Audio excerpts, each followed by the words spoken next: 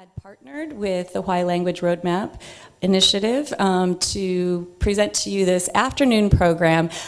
It's a little bit different from the events we put on in the past. And if you're not familiar with language access law, just try to summarize it in 1-2 sentences. There is a federal law, part of the Civil Rights Act of 1964, as an extension of the Civil Rights of 1964, that requires agencies that get federal funding to provide language access to those with limited English proficiency. So if you are a federal agency or if you get any kind of federal funding, you have this obligation.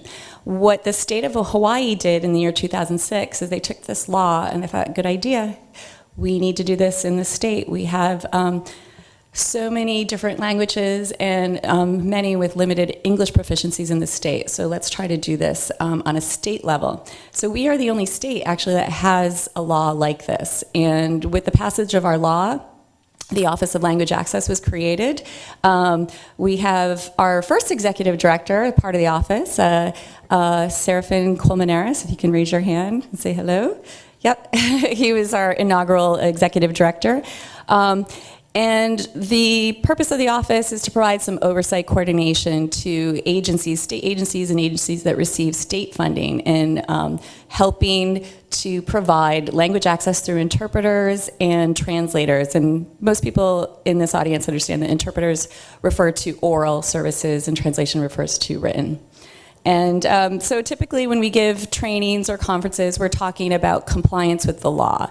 This is a unique opportunity we have here with the Hawaiʻi Language Roadmap Symposium or Initiative, that we're not so much focusing on deficiencies, not so much of where we are falling short of our civil rights obligations and where people are in need. Instead, we're focusing on capacity, we're focusing on the positive, we're focusing on how we can shine as a state because we have so much diversity linguistically here. So, so it's a little bit different, and I think we have a really interesting group of presenters today. And our first presenter, Kendi Ho, I'm a little bit nerdy about bringing her up here because, like I said, we're about legal compliance, our office, and she's going to talk about a federal statute that I've never heard of, the Workforce Innovation Opportunity Act. So, and it's taking the tack, which I was talking about, which is more about what we can do to develop capacity and focusing on the positives. So we're going to hear Kendi talk about her research in this area and what's being done here at the university and here statewide, and hopefully that will give us some ideas as we can move on to the next panel, who are other workers on the front line who are working in this area. So without further ado, we'll bring up Kendi and we'll hear about the law in this area. Thanks.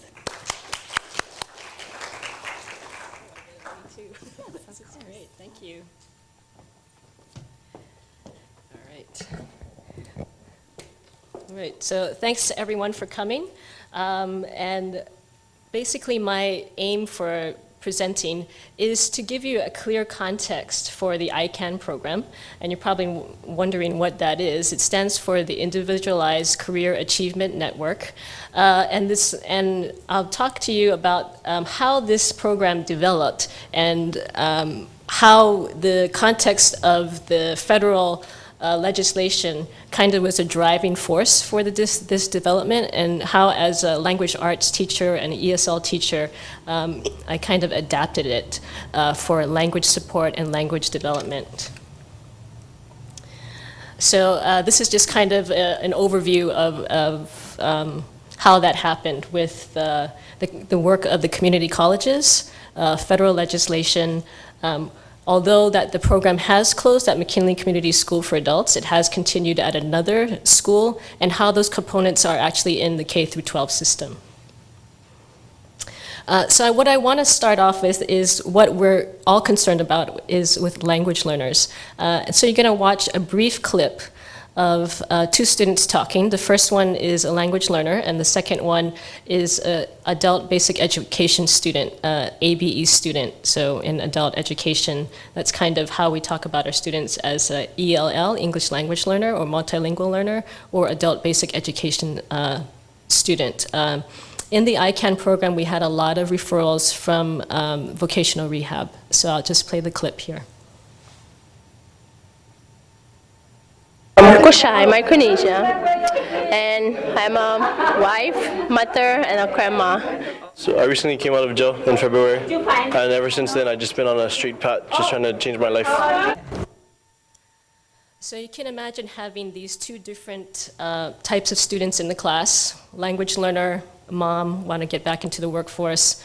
ABE student, just got out of prison, he wants to get back into the workforce.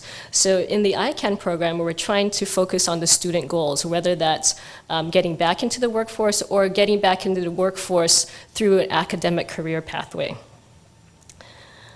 So basically, the iCAN program started off as, like if you imagine lauhala tree and how it becomes a basket.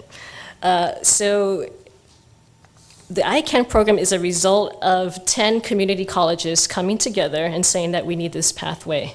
And they worked with the Department of Labor, Department of Education, and Department of Health and Human Services. So if you can imagine the leaves of the lauhala tree being bashed together and boiled and then dried and everything, all of that work happened to create the iCAN program. I want to give you a quick overview of the adult education system in Hawaii, because most people don't know about adult education, and Hawaii is a little bit unique in that, unlike most states, our funding comes through the K-12 Department of Education. So actually we have principals and vice principals.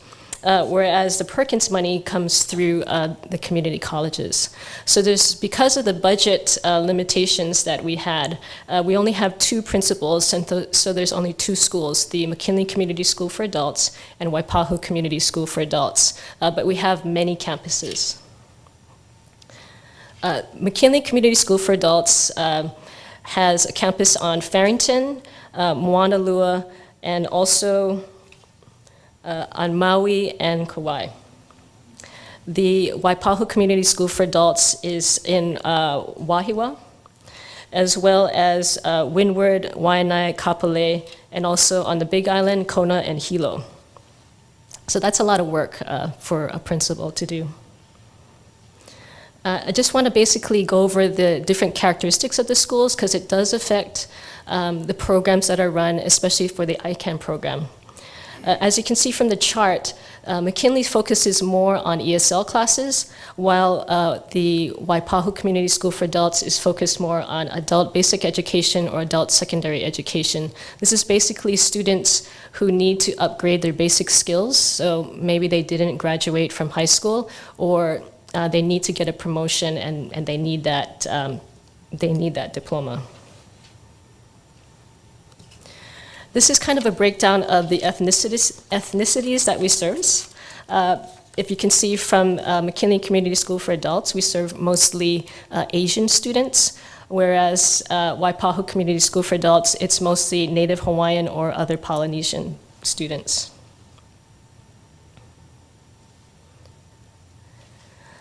So the iCAN program started off, as I said, with a consortium of community colleges and different agencies in the state.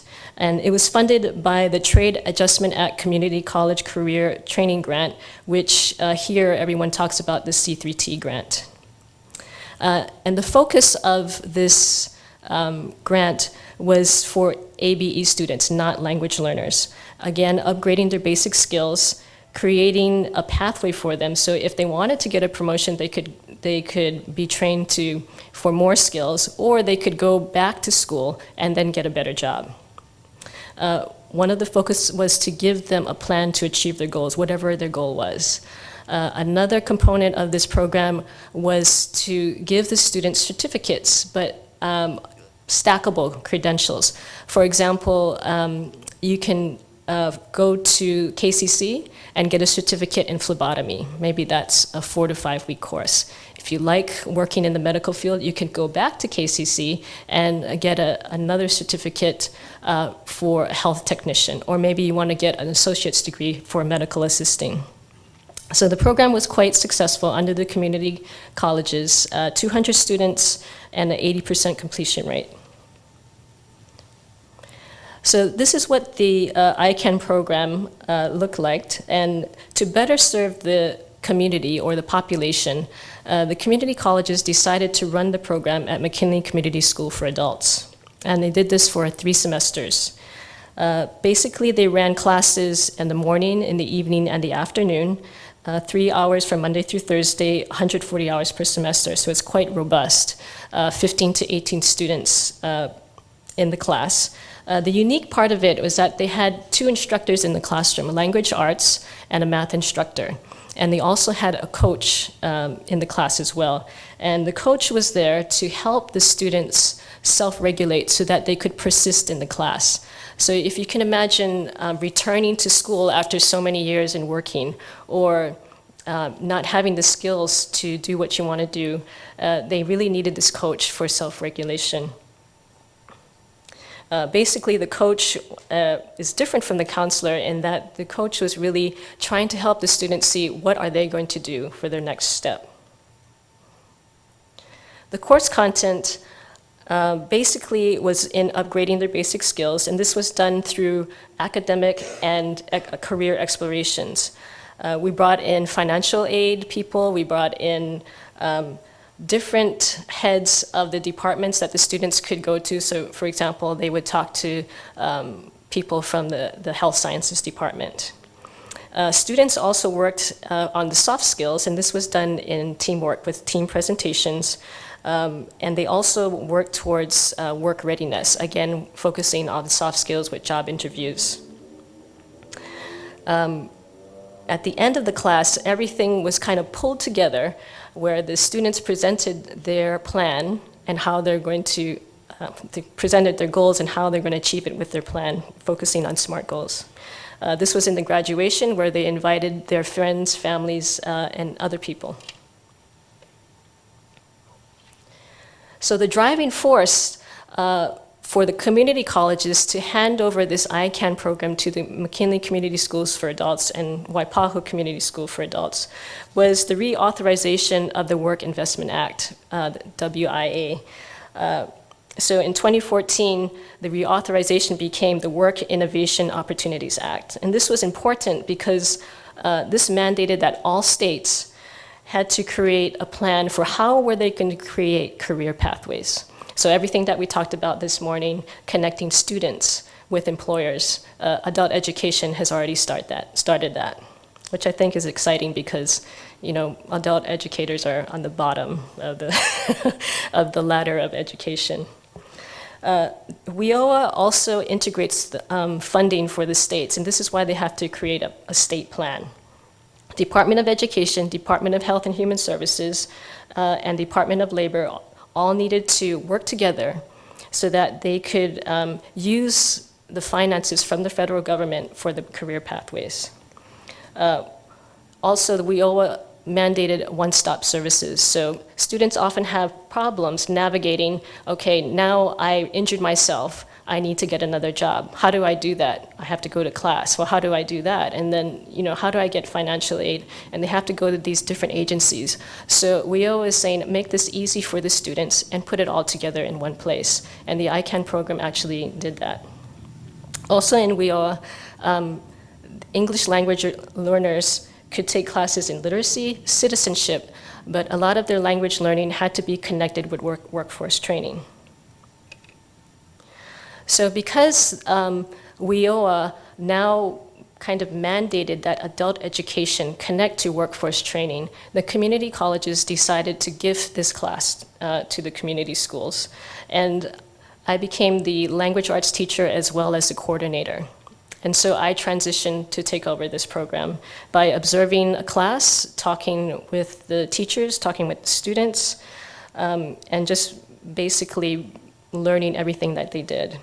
What was important about this was that I got to talk with the students and identify what were their language needs in the class. What were some things that were frustrating for them? One of the main things was that they couldn't participate in class because it put the language learners in with the ABE students, and they felt somewhat intimidated by that. So my focus was, how do I incorporate language development, language support in the classroom? And I basically did this through a couple of different ways, incorporating different goals in the classroom, one of which was to help the learners choose what is appropriate language. This might be in a formal setting, like a job interview, or informal setting, or it could be using direct or indirect language. Another important aspect was cultural expectations. So if a student goes into a job interview, what are they expected to say? Do they talk a lot about themselves? Do they talk a little bit about themselves? How will they know that? How will they do that? So there's different expectations in academic settings as well as in the workforce. And this is kind of an example of a rubric for writing a business letter, which addresses appropriate language and then cultural expectations. Another way that I incorporated language into the classroom, language development, is leveraging students as experts. So as we've been talking about, our students are not deficient, they're developing in their language. Language is a resource. So just as the language is a resource for our students who are developing in French or Japanese as an additional language, our students who come in with their own language are not deficient in learning English. Their language is a resource. And so their language needs to be developed, and they needed to learn this in a student-centered classroom where they are the experts, where they can learn from each other through guided discovery. Another thing that I did for language development was to bring in graduates who were successful from the iCAN program. So once they graduated and they entered into a better job, or they're at KCC, they would come back into the classroom in the first week and talk to the students about where they were. So this would give the students an idea of what their imagined future would be like. What is it like to finish this program? Is it going to really help me to be successful? I also worked with the teachers and the coach to help them to be more student-centered in their teaching. So to move away from lectures to having the students work in pairs or in groups. But basically, the class was focused on the student goals. Another change was in using contextualized instruction.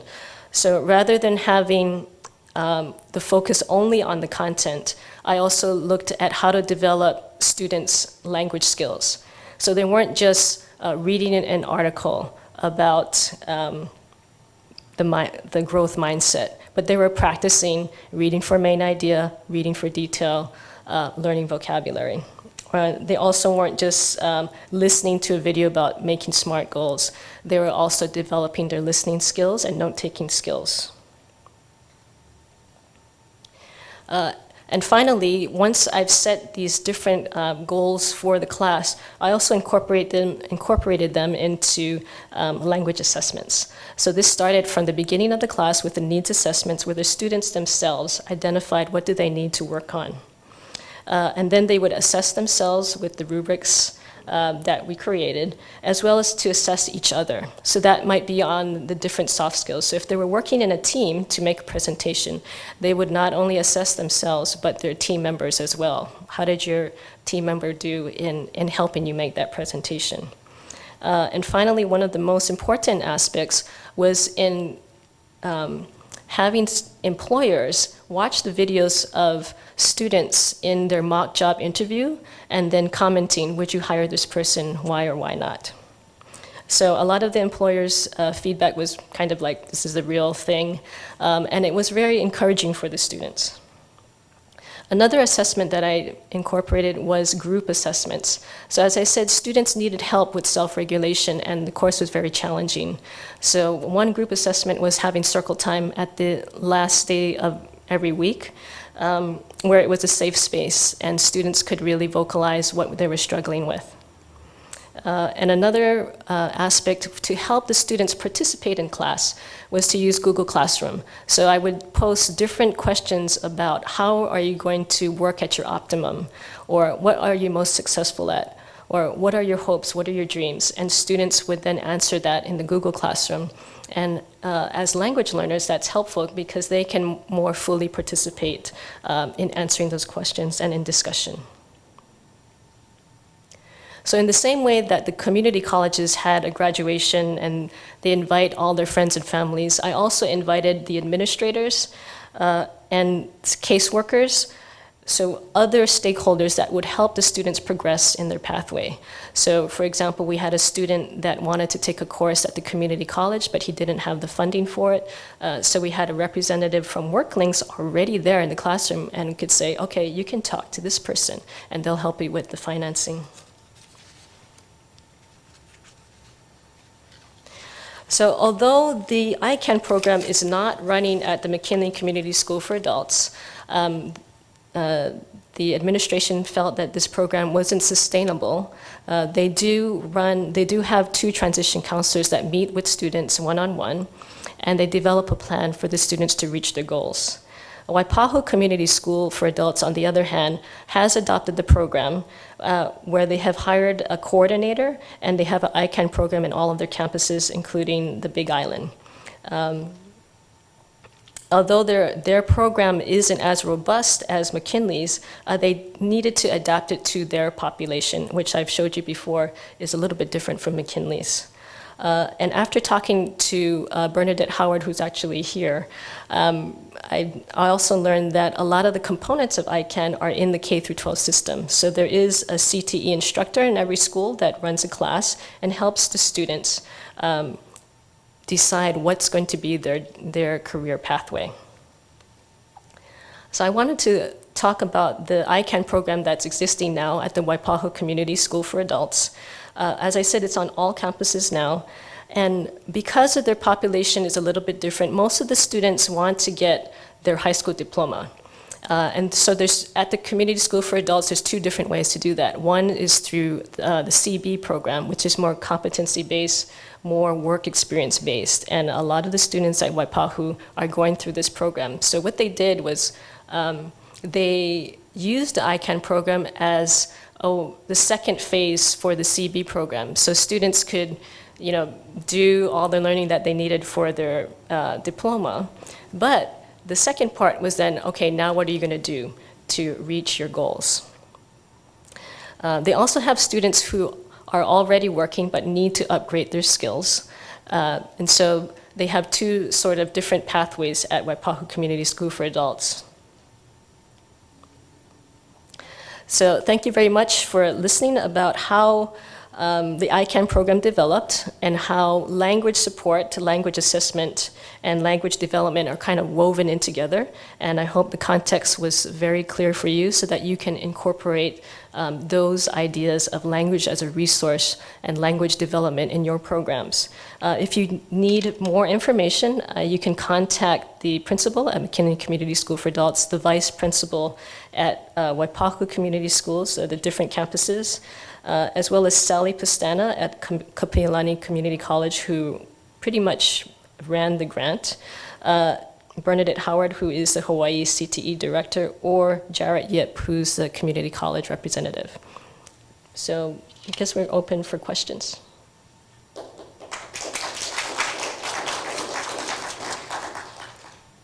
Yes.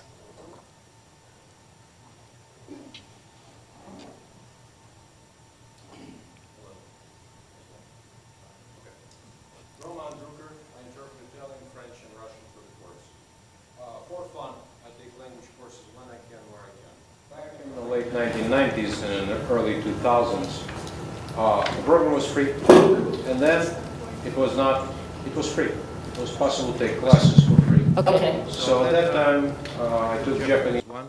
There was in Japanese too. I took it 9 times. It was fun. Now these classes are either not available or they have to be paid for. And I wanted to find out if there will be a grant for these classes so that people like myself who take the classes for entertainment can take it for free. Yeah, unfortunately, I mean, we had, at the adult community schools, we had a lot of classes like golf and tennis and, ballroom dancing that were really fun. But because you could write a letter to the governor and ask for more, I mean, basically our budget was cut in half from the state. And so they had to cut a lot of classes, consolidate. There is no longer a Kaimuki Community School for Adults that closed. So unfortunately, adult education is not a priority in the state or throughout the states. Although I think it should be a priority because there are people who need the skills to fully participate in our society.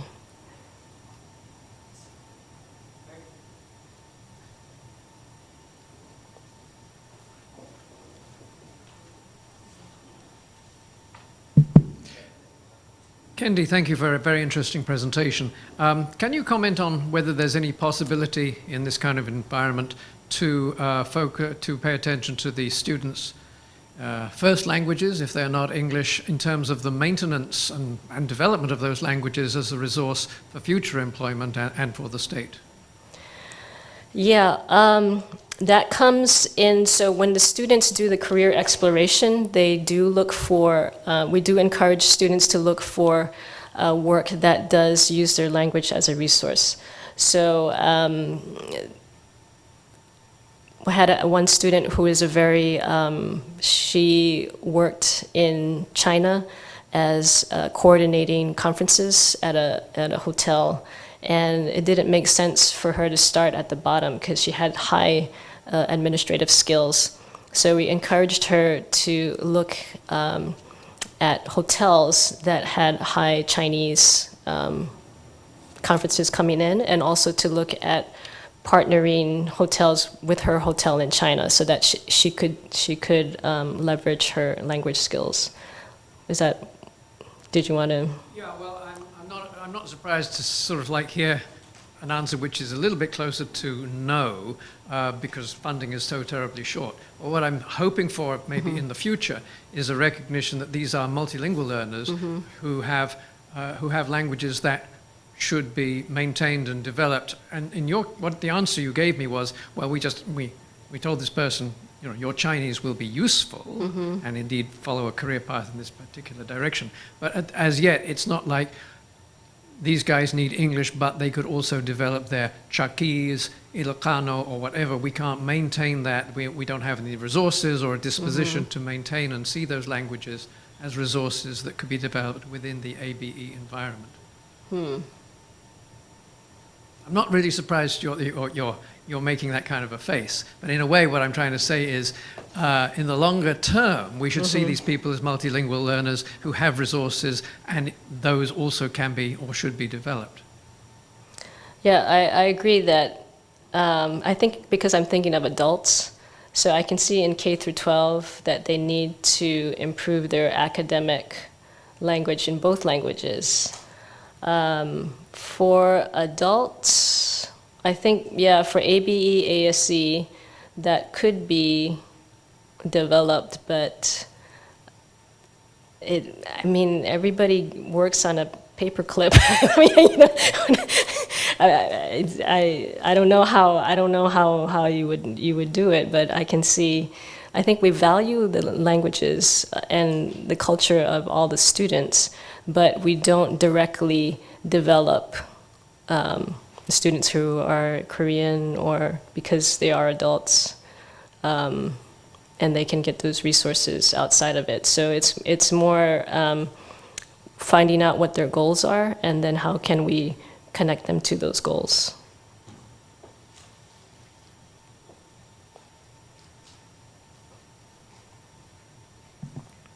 Kendi, as a matter of language access, and the focus of our office, and should be the focus of all government-funded agencies, what would you say the landscape is for the development of proficiencies as an interpreter or translator through, you know, WIOC and iCAN? WIOA. Yeah,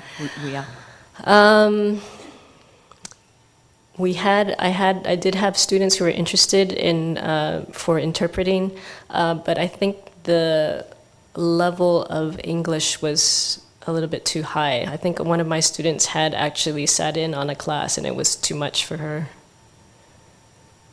So I mean, if that's what the student wants to do, we'll connect them with that goal, definitely. But I don't think we've directly said this could be an opportunity for you because of the level of English that's required.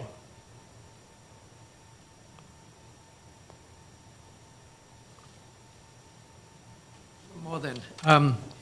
You mentioned funding cutbacks. What do the people that you're involved with do to lobby the ledge? Are there ways that more networking should be going on, perhaps with supported by the Language Roadmap? Can you comment on that? Well, let's see.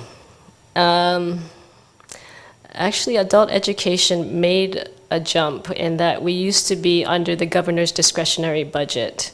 So every year we used to have to bring the students to lobby to keep the school open.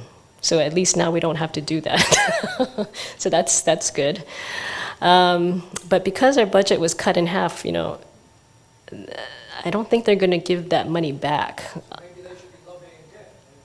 You need to bring the student back. Yes, bring the student back so you can take the different language classes.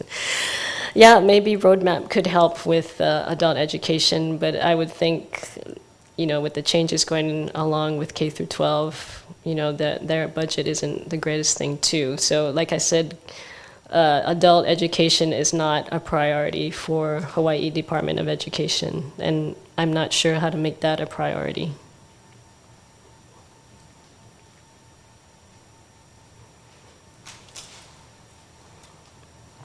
Okay, if there's no other questions, let's give Kendi Ho a hand. Thank you so much. Kendi's going to be a part of our panel. So we're due to start at 2:15, so that gives us about 13 minutes maybe to eat whatever pineapples left outside. There's some nuts. Yeah, and then 2:15 we'll start up again with our panel.